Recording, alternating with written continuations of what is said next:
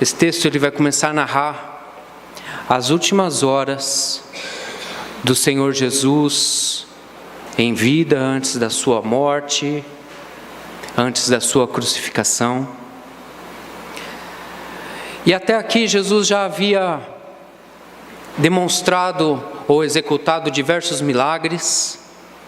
Vocês se recordam que nós estudamos diversos milagres de Jesus aqui no Evangelho de João.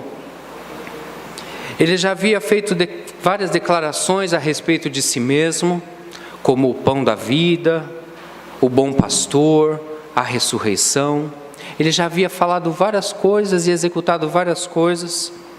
E em cada um desses momentos, Jesus estava demonstrando a sua missão, Jesus estava demonstrando a sua obra, Jesus estava demonstrando o motivo pelo qual ele tinha vindo ao mundo. Agora Jesus vai se dirigir para o ápice do motivo da sua vinda. O Rei da Glória, a exata expressão de Deus, como nós acabamos de cantar o texto de Colossenses, estava indo de encontro à definição do plano traçado desde a eternidade. Ele estava pronto para beber o cálice que ele havia, lá em Mateus capítulo 20, falado para os seus discípulos que ele beberia. Quando seus discípulos estão discutindo poder e autoridade, e quem tinha primazia, Jesus lhes pergunta: vocês podem beber do cálice que eu vou beber? Ou seja, Jesus já afirma que ele beberia esse cálice que ele está tomando em suas mãos. Esse cálice que conquistaria pessoas de toda tribo, língua e nação para ele definitivamente. Que faria para ele um povo exclusivamente seu, como diz lá em Apocalipse capítulo 5. Jesus estava entrando nas horas para comprar a minha vida e a sua vida. Enquanto eu estudava esse texto, é maravilhoso pensar que esse cálice era por minha causa e por tua causa. Então, eu gostaria que nós, nessa manhã, hábitos, né? Nessa manhã nós olhássemos com muita reverência para esse texto, sabendo que ele inicia a minha e a tua salvação. E como Jefferson nos levou a orar durante o tempo de louvor, a salvação da nossa nação. A proclamação do Evangelho através dos nossos lábios para a salvação da nossa nação, de todo aquele que o Senhor já separou para si.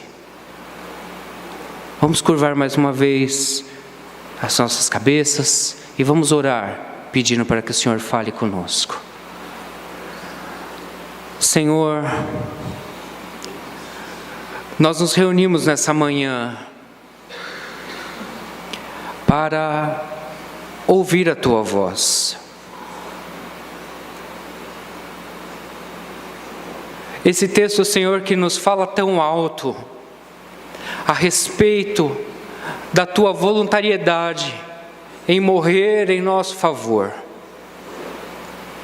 Que, Senhor, não seja apenas uma exposição ou um ouvir de uma exposição, mas que nessa manhã nós possamos ser profundamente tocados, profundamente, Senhor, movidos em direção ao teu sacrifício, e possamos perceber o quão grandioso foi o seu ir para a cruz em nosso favor.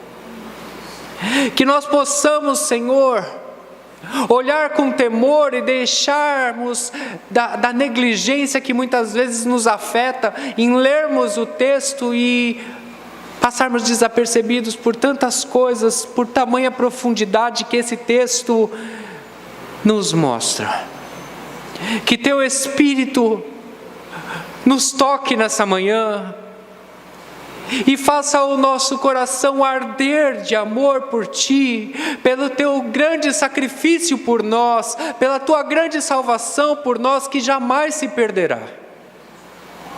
Que nessa manhã nós possamos ser inclinados, totalmente inclinados para Ti, totalmente inclinados para a Tua vontade. É o que Te pedimos, em Teu nome, Jesus, para a glória de Deus, Pai. Amém.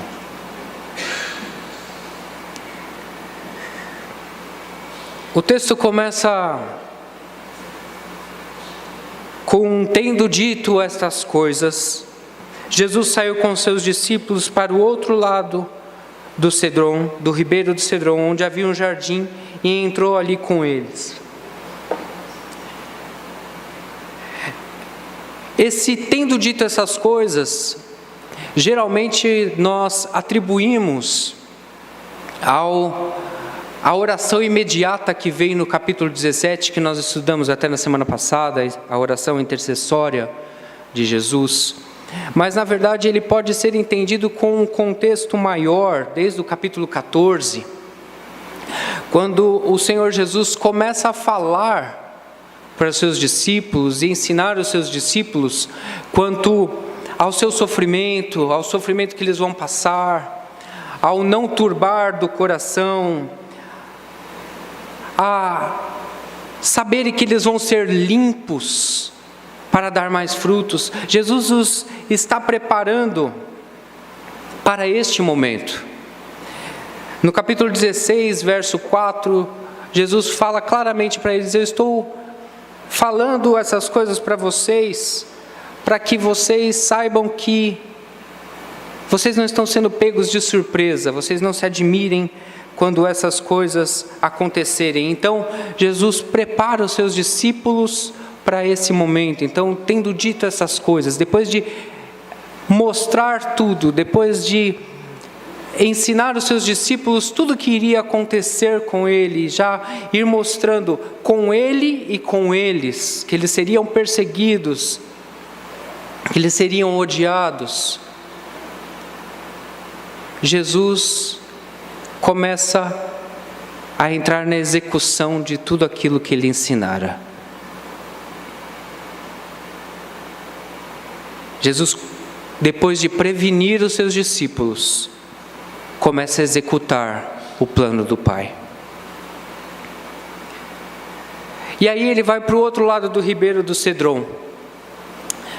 A gente tem que lembrar que as informações bíblicas, elas não são simplesmente informações bíblicas corriqueiras, elas têm um propósito. João tem um propósito em escrever todos esses textos, todas essas palavras.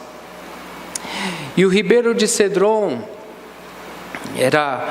ficava ao leste, né, do templo, e geralmente ele ficava seco, era um lugar seco, ele ficava com água, ele se transformava mesmo num ribeiro na época das chuvas, de dezembro a março, mais ou menos, que é o inverno dos judeus, o inverno lá em Israel.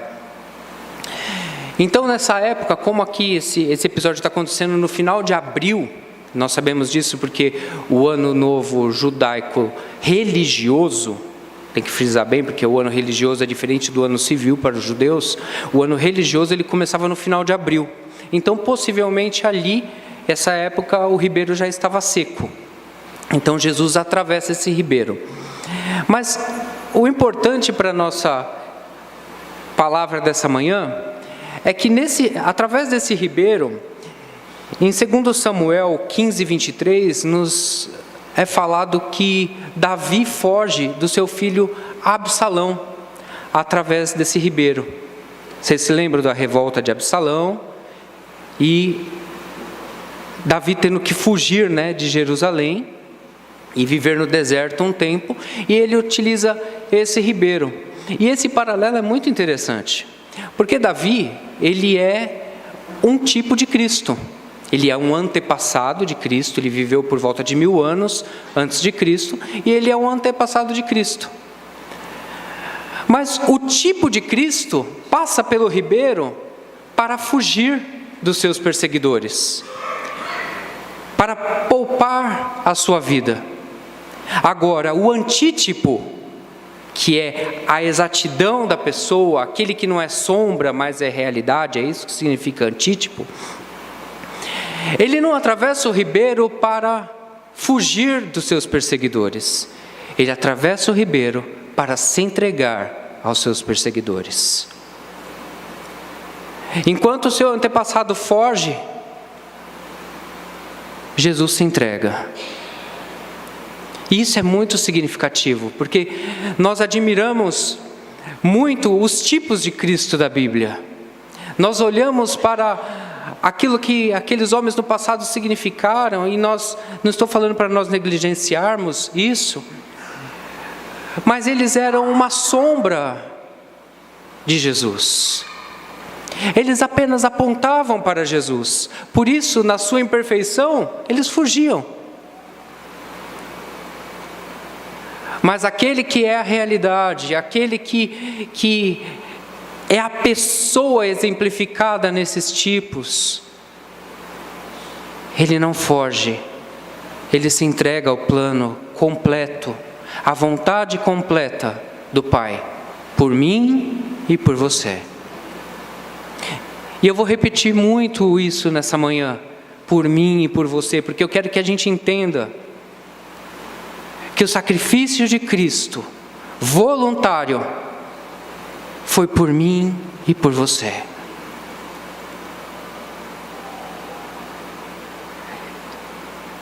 Jesus então atravessa aquele ribeiro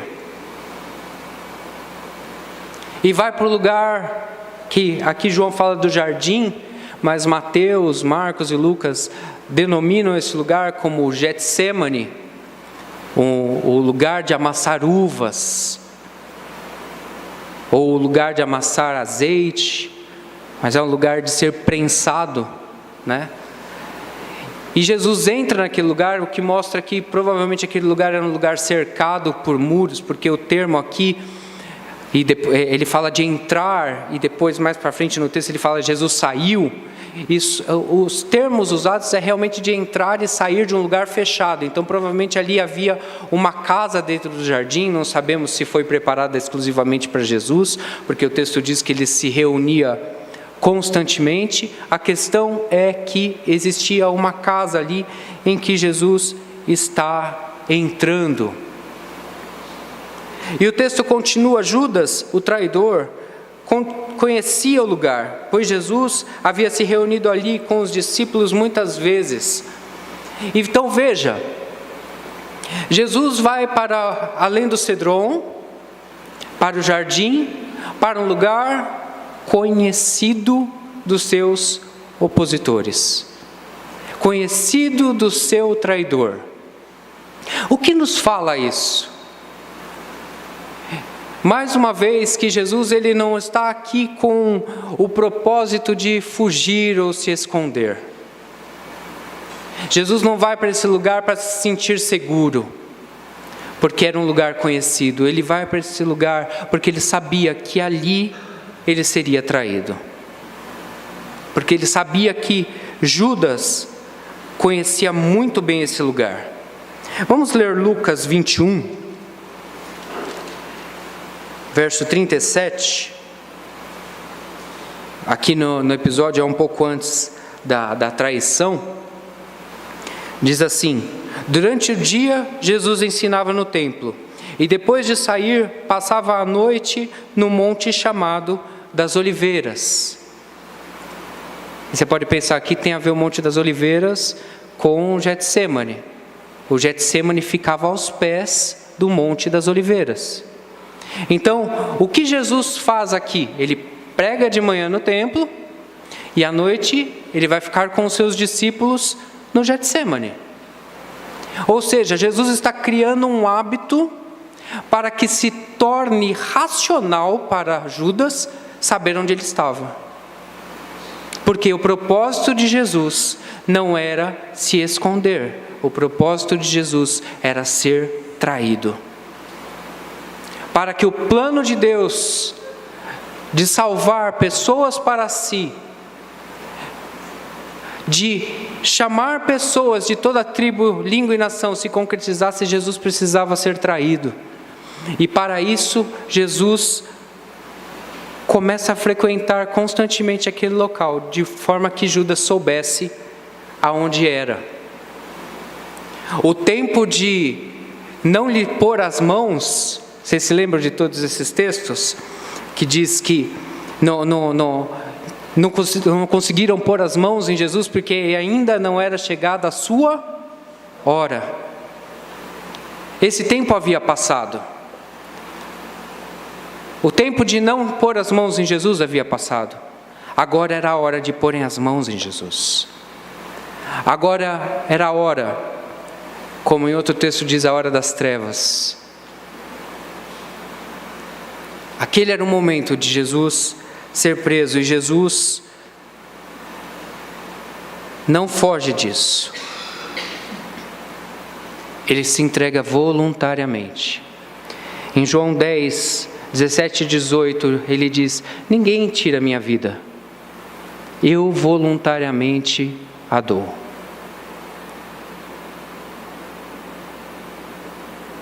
Queridos, isso parece muito simples, mas muitas vezes a gente fica com tanta raiva de Judas, né? Como se Judas tivesse tido uma atitude diferente, Jesus não precisasse ter morrido. Jesus precisava ter morrido. Judas precisava ter traído. E ele fez porque Jesus entregou a sua vida, e não simplesmente porque ele desejou trair.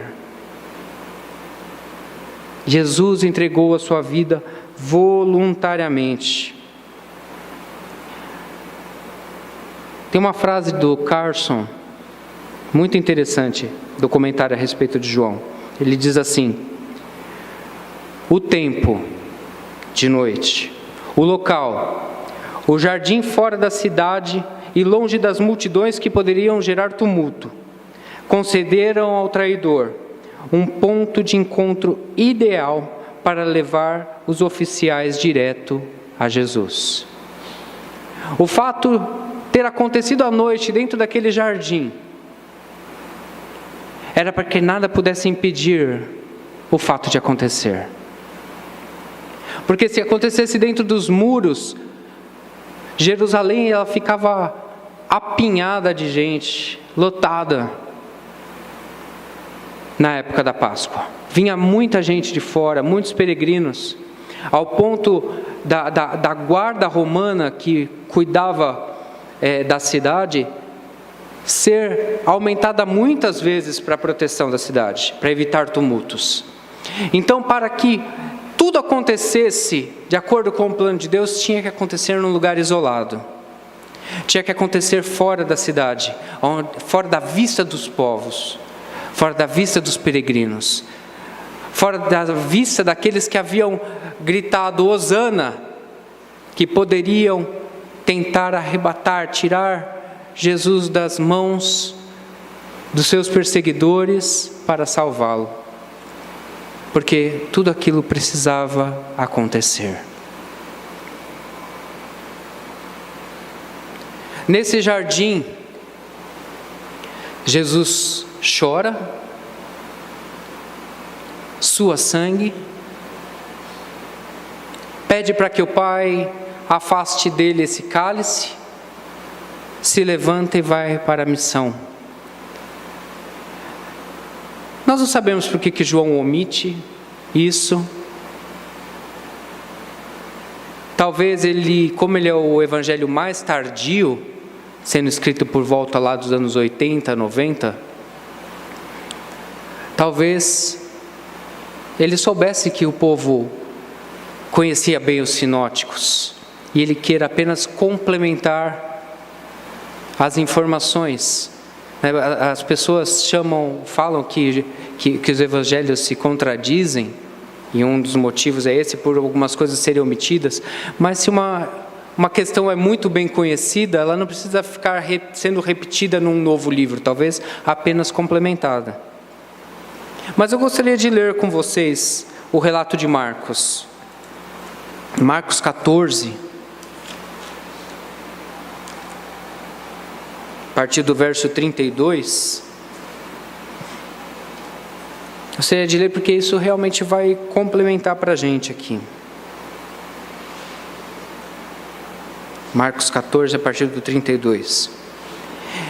Então foram para um lugar chamado Getsêmani, e Jesus disse aos seus discípulos: sentai-vos aqui enquanto vou orar. E levou consigo Pedro, Tiago e João. Então começou a afligir-se e a angustiar-se. E disse-lhes: a minha alma está triste, que estou a ponto de morrer. Ficai aqui e vigiai. E adiantou-se um pouco. Jesus prostrou-se em terra e começou a orar, para que, se fosse possível, ele não tivesse que passar por aquela hora. E dizia: Abba, Pai, tudo te é possível. Afasta de mim este cálice. Todavia, não seja o que eu quero, mas o que tu queres. Voltando aos discípulos, achou-os dormindo, e disse a Pedro: Simão, estás dormindo? Não pudestes vigiar nem uma hora? Vigiai e orai, para que não entreis em tentação. O espírito está pronto, mas a carne é fraca. Então ele se retirou de novo e orou, proferindo as mesmas palavras. E voltando outra vez, achou-os dormindo, porque os seus olhos estavam pesados, e não sabiam o que lhe responder. Ao voltar pela terceira vez, ele lhes disse: ainda dormis e descansais? Basta, chegou a hora. O Filho do Homem está sendo entregue nas mãos dos pecadores. Levantai-vos, vamos daqui. Aquele que me traz se aproxima.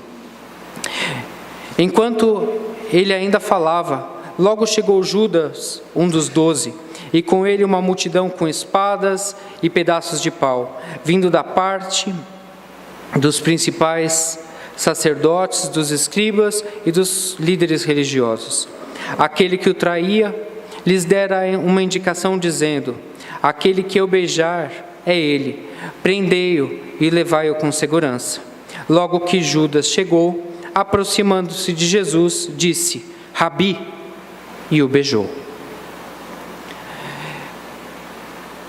Eu quis ler esse texto para que nós tivéssemos o suporte da ocorrência que está acontecendo aqui, que vai falar com o nosso texto daqui a pouco, em que Jesus, ele passa assim por uma agonia, ele passa assim por uma luta,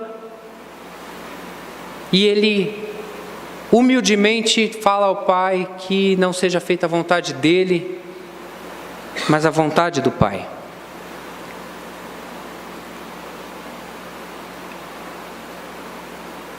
E ele voluntariamente se entrega à vontade do Pai.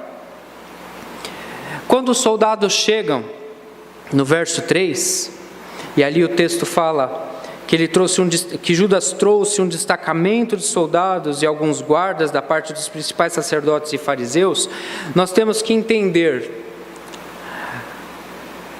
o termo destacamento de soldados aqui significa soldados romanos mesmo. E levando em consideração que Jerusalém estava cheia de soldados, uma parte desses soldados é dirigida para prender Jesus. Talvez com a questão de vamos evitar um tumulto, então nós precisamos de soldados romanos para evitar esse tumulto em Jerusalém, evitar tumulto entre o povo. Mas o que chama muita atenção é que um destacamento de soldados, geralmente eles tinham por volta de 1.000 homens. E no mínimo ali para levar um prisioneiro, ou aplacar um tumulto, no mínimo eram separados 200 homens. Vamos dizer que não precisava de tudo isso para prender Jesus, mas que tivesse, vamos lá, uns 90 homens, é bastante gente, né? Fora esses soldados romanos, haviam os guardas do templo, né? O texto fala aqui, né? Soldados e alguns guardas da parte dos principais sacerdotes, ou seja, os guardas que trabalhavam efetivamente no templo, que estavam sob a direção do sacerdócio da época. Então daí de 90 a gente já vai para o quê? Sei lá, uns 110? Mas os líderes, queridos, precisava de todo esse povo?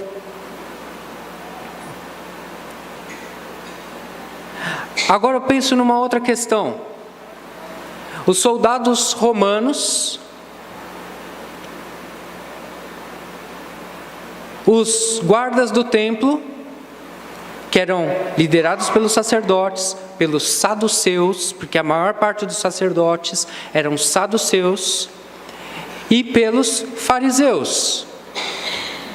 Esses três grupos se davam entre si. Os fariseus queriam derrubar o poder de Roma. Os saduceus eram a favor do poder de Roma, mas os fariseus tinham o propósito de derrubar. Fariseu e saduceu não se davam, que a gente sabe que eles tinham muitos pontos divergentes. Inclusive Atos fala a respeito daquela questão que é levantada sobre a ressurreição, e aí começa uma discussão ali. Mas essas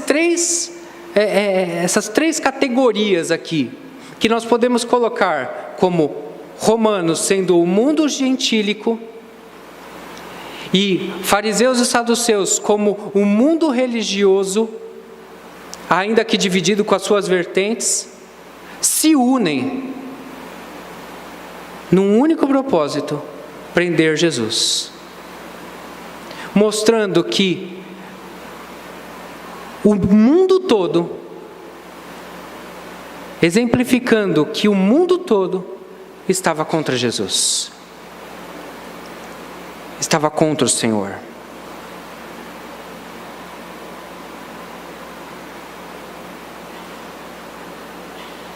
Parece brincadeira, mas os piores inimigos podem se unir para derrubar o plano de Deus, para tentar derrubar o propósito de Deus.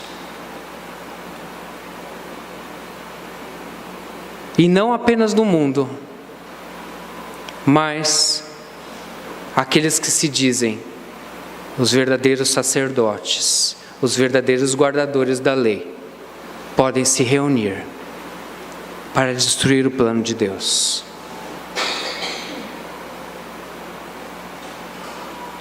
Ou para tentar destruir. Que a gente vai ver daqui a pouco que tudo isso era a vontade de Deus. E vocês conhecem a minha opinião, vendo os textos bíblicos, que Deus é soberano e ninguém pode impedir os seus planos. Amém? E aí no verso 4, Jesus se adianta e diz: a quem vocês buscam? Queridos, os sinóticos eles não falam a respeito disso, né? Eles falam de Judas chegando e beijando Jesus. Mas João, sabiamente, ele coloca aqui: Jesus adiantou-se. Sabendo o que estava para lhe acontecer, Jesus adiantou-se. Esse termo adiantou-se, ele significa o quê? Que ele agiu primeiro. Agiu com uma ação imediata, primeira. O que dá a entender aqui a respeito de João, quando João fala, é que Jesus não espera Judas beijar. Jesus vai de encontro. nos mostrando realmente que Judas traiu, mas quem deu o passo para o plano de Deus, para ser traído, foi Jesus. Jesus se adianta. E talvez nesse momento, Judas o beija.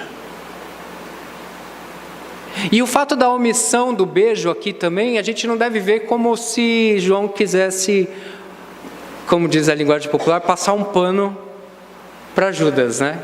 Não, vamos omitir. Porque a gente vê pelo menos 2 vezes aqui, no verso 2,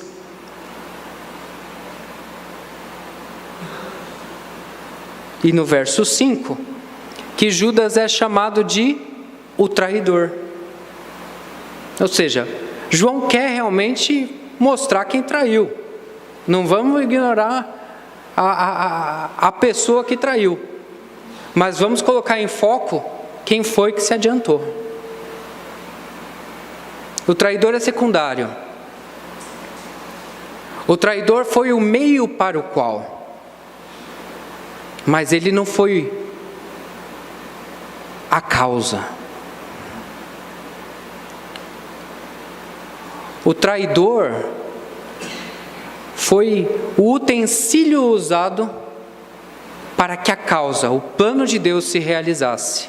Jesus morto na cruz do Calvário para a salvação de todo aquele que crê. Eu quero focalizar muito nisso hoje.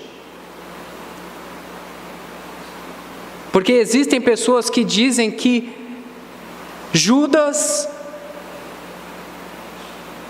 atrapalhou, Judas poderia ter agido diferente, Judas isso, Judas aquilo.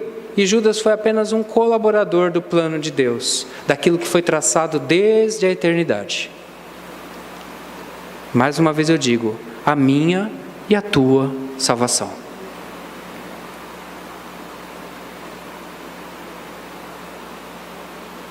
No verso 5 eles respondem, né? Jesus, o Nazareno, ou Jesus de Nazaré,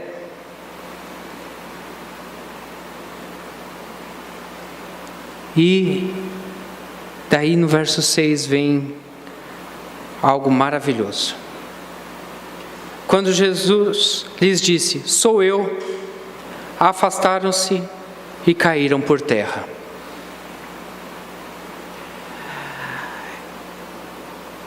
Quando Jesus usa essa palavra sou eu, ela tem realmente pelo menos 2 aplicações.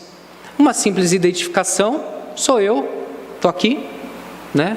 Tipo, o Jefferson está aí? Estou aqui. Pode ser isso.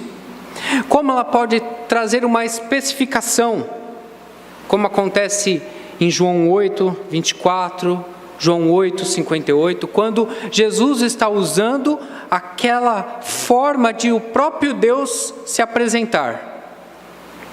E hoje alguns têm especulado que naquele momento João quis levantar uma teofania, né? Como é o caso de Ezequiel capítulo 1,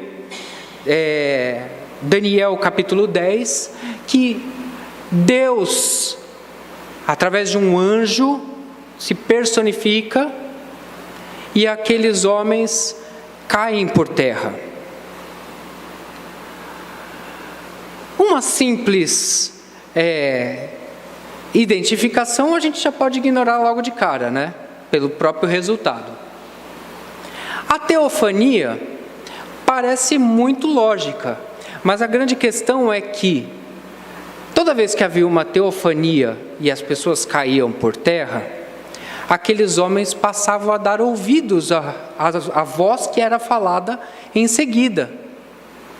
Se vocês olharem para o texto de Daniel, por exemplo, Daniel cai por terra e o Senhor começa a falar com ele. Então ele dá ouvidos. E a gente vê como resultado desse cair, que esses soldados depois vão prender Jesus. Então, se houvesse tido uma teofania, Jesus não teria sido preso, porque aqueles homens ficariam tremendamente assombrados. Então, a questão mais lógica e a melhor questão aqui para a gente se identificar é que quando Jesus fala sou eu, ele realmente usa o nome de Deus e diante do nome de Deus algo sobrenatural acontece. Ok? E o que isso tem a ver dentro da narrativa? E que eu acho muito lindo nessa questão. Durante todo o ministério de Jesus, como eu falei na nossa introduçãozinha, ele realizou vários milagres. Não é verdade? Ele manifestou, ele andou sobre as águas, ele mostrou que ele era o Senhor da vida, ele mostrou que ele tinha poder sobre as coisas à distância, né? Ele dá a ordem lá para o filho do oficial romano ser curado. Ele realiza a cura do paralítico, do cego de nascença, perdão. Ele faz o paralítico também, mas o que eu quero citar é do cego de nascença, algo que jamais alguém tinha visto. Então ele mostra várias nuances. E nesse momento, Jesus sendo simplesmente preso, parece que o poder acabou, né? Jesus é preso. Mas quando Jesus manifesta através do seu eu sou, João claramente nos mostra que o poder ainda estava com ele. Que ele continua sendo o mesmo que atuou até aquele momento. Que ele não estava esvaziado do seu poder, daquilo que Deus causava através dele, do que Deus efetuava através dele. Pelo contrário, ele poderia dizimar aqueles homens. Uma simples palavra os derrubou por terra, e se ele desse uma ordem então? Mais uma vez mostrando, não são vocês que me prendem, sou eu que me entrego. Jesus não estava vazio do seu poder, que ele não pudesse se libertar daquilo. Ele mesmo diz em Mateus 26, você acha que eu não poderia rogar ao Pai e Ele enviar nesse momento mais de 12 legiões para me libertar? Sabe o que são 12 legiões? 12 legiões no contingente máximo de soldados são 6.000 soldados. Vezes 12 são 72.000 soldados. E pensando que João está escrevendo num contexto romano, ele está usando referência ao regimento romano. Ou seja, Jesus está falando que ele poderia clamar a Deus e ele enviar 72.000 anjos para libertá-los. Se tinha ali por volta de 120 pessoas para prender Jesus, eu acho que era uma pequena desvantagem. Se 2 anjos, 2 ou 3, agora não me lembro, dizimaram Sodoma e Gomorra, 2, né? Imagina 72.000. Uma pequena desvantagem. Claramente mostrando, com essa declaração, e lembre do propósito do livro de João, para que possamos continuar crendo. Jesus não vai para a cruz por fraqueza. Ele está em fraqueza quanto à humanidade, mas ele não vai porque ele não podia se livrar. Ele vai porque Deus tem um plano. Ele vai porque ele se rende ao plano da eternidade do Pai.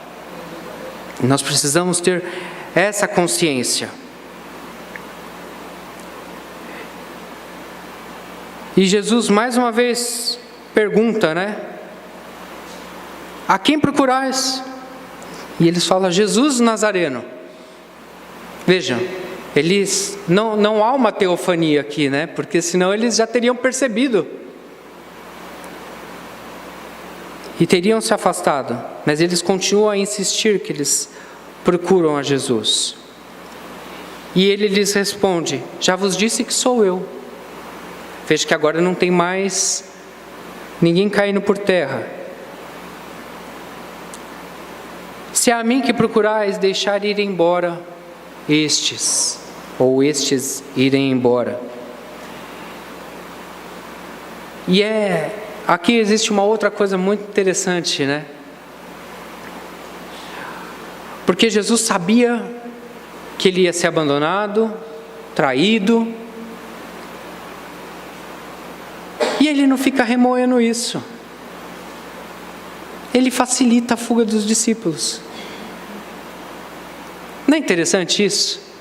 Porque quando a gente sabe que alguém vai abandonar a gente começa a tentar mudar a opinião da pessoa, não é? Não, mas por que você vai embora? Fica comigo. Todo mundo me abandonou, você vai também? A gente não fica meio que choramingando, né? Tentando reverter a situação. Jesus não. Jesus facilita para os seus discípulos fugirem. Mas por que ele facilita? Quando João coloca aqui, no verso 9, para que se cumprisse o que a Escritura diz, ou que ele havia dito, nenhum deles se perdeu. Quando nós olhamos esse mesmo termo no capítulo 6, 39 e no 10, 28, nós vemos que Jesus está falando que nenhum deles se perdeu para a vida eterna. Ou seja, ele vai guardar suas ovelhas, ali no 10, e ninguém as arrebatará da sua mão, ou seja, elas estão guardadas permanentemente. No 17, ele também fala a respeito, nenhum deles se perdeu, senão aquele que não era para estar. Vamos dizer dessa forma. Não era para ser guardado para a vida eterna. E o que ele está dizendo aqui? Parece que o texto está meio desconexo e João, ele tem uma intenção em escrever. Talvez nesse momento aqui, a gente possa encarar como um pré-anúncio do que a prisão e morte de Jesus proporcionaria, um escape. Jesus talvez aqui, e a melhor maneira de a gente encarar, está mostrando: eu estou entregando a minha vida para que vocês escapem. Eu estou dando a minha vida para que vocês não fiquem presos. Já está exemplificando a libertação final, para que na eternidade, aquela palavra de João 6, ninguém as arrebatará da minha mão, e do 10 também, possa ser vista evidentemente. Então ele mostra com um ato, deixa eles irem embora. E uma segunda coisa que a gente pode perceber aqui é que os discípulos ainda não tinham estrutura. Se os discípulos fossem presos naquele momento, possivelmente eles não ficariam ao lado de Jesus. Não surtiriam o efeito das suas vidas como surtiu a partir do Pentecoste. Eles ainda não haviam recebido o Espírito aqui. Então a prisão não surtiria como surtiu, por exemplo, lá em Pedro e João presos. Compreende? Eles ainda eram medrosos, eles ainda eram fujões. E Jesus sabia disso. Então Jesus proporciona para eles um escape. Porque Jesus sabia, como a gente citou lá de Mateus 20, que eles beberiam o cálice, porque quando ele pergunta para os discípulos: podereis beber? Eles falam: poderemos? Daí ele fala: vocês vão beber. Então ele sabia que os discípulos também beberiam um cálice amargo, mas aquele não era o momento deles beberem. Então Jesus proporciona a libertação daqueles discípulos. No versos 10 e 11, ocorre aqui, de Pedro puxar uma pequena espada, A gente sabe que é uma pequena, fala espada aqui, mas a gente sabe que é pequena espada porque o termo é maishara, que era uma adaga, na verdade. Ele puxa e, tão desajeitado que aparentemente o golpe foi, ele corta a orelha. Eu acho que ele queria acertar o pescoço, acabou cortando a orelha. Corta a orelha de Malco. E aqui também João não fala, mas Lucas nos traz isso no capítulo 22, que Jesus toca na orelha de Malco e cura, né? E aí lá em Mateus, inclusive, também Jesus acrescenta: ninguém que mata pela espada não vai morrer pela espada, então guarda a sua, né? Não haja da mesma forma. Mas é interessante aqui porque só João menciona Malco, né? Como tradicionalmente, a gente vai ver na próxima pregação a respeito, tradicionalmente é aquele discípulo que era conhecido do sumo sacerdote, que é o começo do verso 15, aqui de João 18, tradicionalmente ele é atribuído a João. Então, se João, o discípulo amado, é o conhecido do sumo sacerdote, ele provavelmente conhecia Malco. Então era fácil para ele identificar. Uma outra questão que é levantada é que, como o evangelho é tardio, já passaram-se muitos anos, os nomes do agressor e do agredido já podiam ser mencionados, porque a pena já havia sido extinta. Ele não podia mais ser condenado. Prescrita, obrigado. Prescrita, não poderia mais ser condenado. Seja como for, a gente vê uma identificação aqui de João com a causa e, consequentemente, Jesus curando. Mas o que eu quero focalizar aqui no verso 11 é que ele diz assim: mas Jesus disse a Pedro: põe a tua espada na bainha, por acaso não beberei do cálice que o meu Pai me deu? Lembra-se da luta do Getsêmani? Qual era a luta do Getsêmani? Se possível, afasta de mim esse cálice. E o que Jesus fala agora? Não vou eu beber do cálice que o Pai me deu? Ou seja, a luta havia cessado, a questão estava resolvida. Ele podia voluntariamente beber do cálice. Todas as questões estavam resolvidas.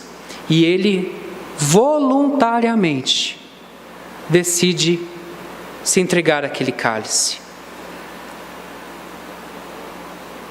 Daí, a partir do verso 12, diz: o destacamento, o comandante e os guardas dos judeus prenderam Jesus e o amarraram. E conduziram-no primeiramente a Anás, que era sogro de Caifás, sumo sacerdote daquele ano. Caifás havia aconselhado os judeus, dizendo ser melhor que um homem morresse pelo povo. Não quero me deter muito aqui, porque não é o meu foco nessa manhã. Mas essa grande questão aqui que é levantada: por que levou a Anás, se ele era o sogro, e não levou a Caifás? Isso é pelo fato de os dois serem sumos sacerdotes. Por quê? Porque Roma começa a instituir os sumos sacerdotes no templo. Então, Anás era a linhagem sacerdotal, ok? Vocês se lembram lá em Levíticos que o Senhor estabelece que o sumo sacerdote é vitalício, né? Então, Anás, ele é sumo sacerdote do ano 6 depois de Cristo até o ano 15. E é deposto por Roma. E entra Caifás, que era genro de Anás. Então, por isso que os guardas levam primeiro a Anás, porque Anás era considerado pelo povo o sumo sacerdote. E o povo não aceitava que Roma pudesse tirar o poder do sumo sacerdote. Então, primeiramente levam a Anás. Mas, como eu disse, o meu foco nessa manhã não é esse. Não é ficar nesses pormenores. Isso serve apenas como uma elucidação.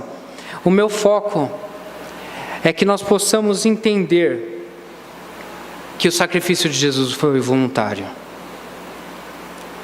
Que Judas trai Jesus como coadjuvante, porque o protagonista da cena é Jesus. O principal da cena é Jesus. O ator principal aqui que vai executar o maior papel que a história já viu é Jesus, não é Judas. A prisão, o espancamento, a coroação com espinhos que nós vamos ver logo mais, tudo isso era parte do cálice. O cálice preparado pelo Pai para que Jesus bebesse, o qual ele escolhe voluntariamente beber. Escolhe proteger os seus discípulos. Escolhe nos guardar. Escolhe beber o cálice para que a oração que ele fez no capítulo 17 a nosso respeito se tornasse real. Por mim e por você, Jesus se adianta para sofrer. Jesus se adianta para morrer, para mais tarde retomar a sua vida, para mais tarde ressurgir, para que nós pudéssemos viver eternamente com Ele, ao lado de Deus Pai. Queridos, eu sei que hoje não é ceia, mas a gente tem que pensar bastante a respeito disso. Existia uma música que nós cantávamos, ou existe, né, porque a música não sumiu, que nós cantávamos, que falava: foi por amor que deu o seu viver, foi por amor o seu sofrer e morrer. Jesus não foi uma vítima de uma conspiração. Jesus foi o Cordeiro que se entregou voluntariamente em favor de pecadores.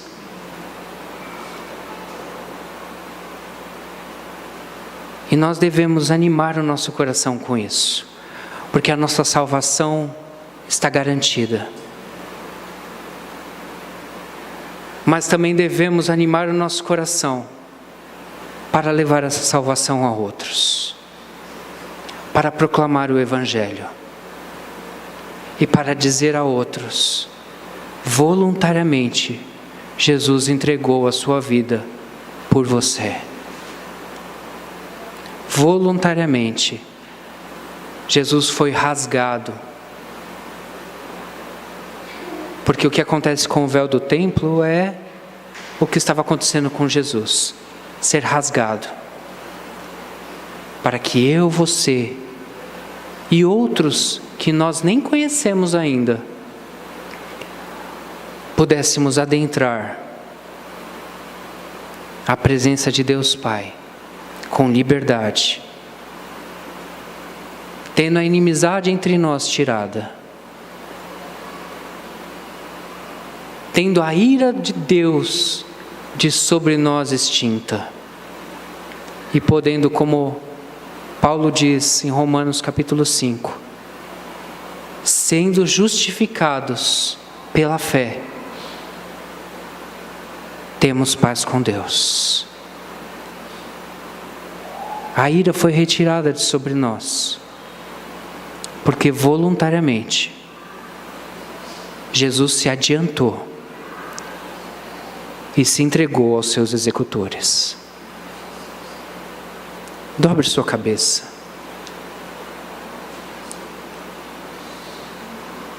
Medite a respeito disso por um momento. E se possível for, levante gratidão ao Pai.